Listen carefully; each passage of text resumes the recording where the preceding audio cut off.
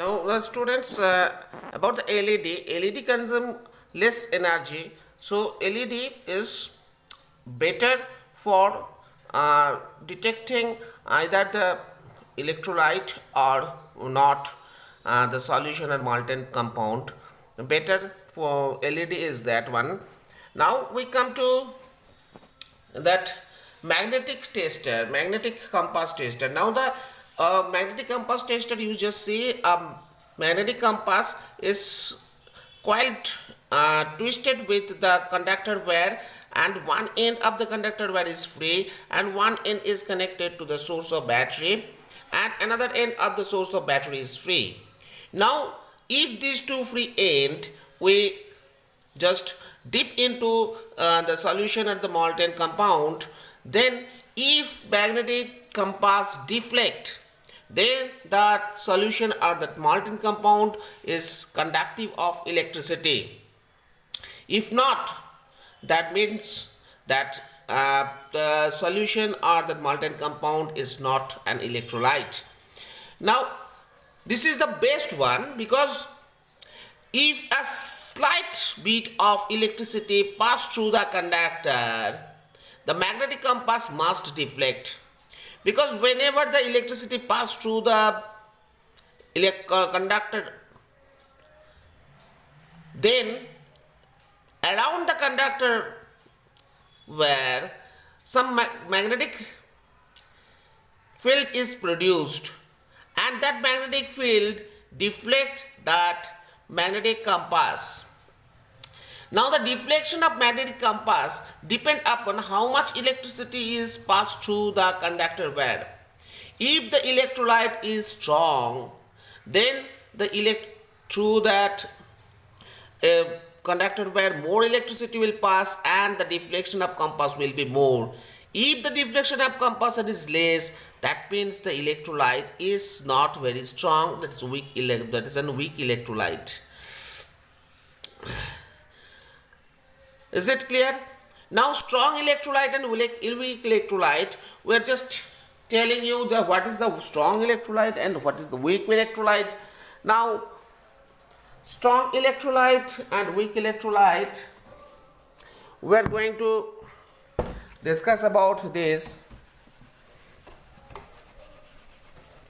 The strong electrolyte means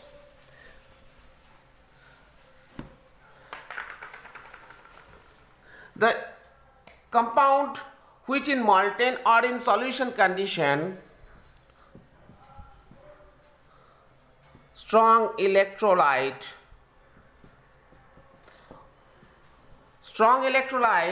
is in molten condition or in solution condition almost completely dissociated into their ions.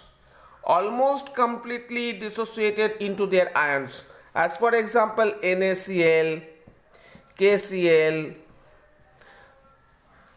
sodium chloride, potassium chloride, etc. They are strong electrolyte. They completely dissociated into either completely Na plus ion and Cl minus ion. Similarly, KCl also dissociated into K plus ion and Cl minus ion almost completely. They are called strong electrolyte. And weak electrolyte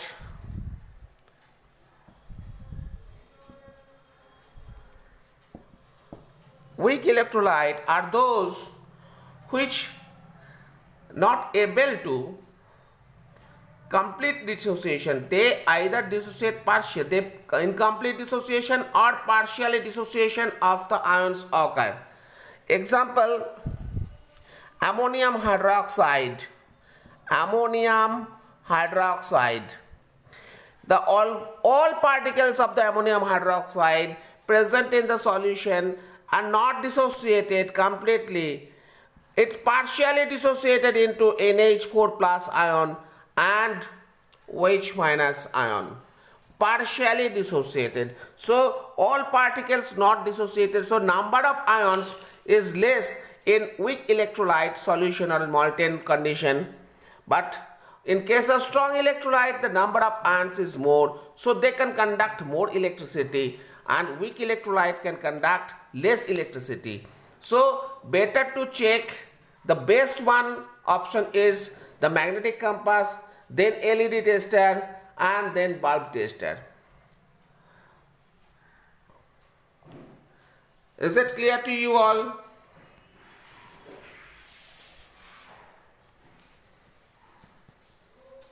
I think it is clear, and next day I will teach you something more.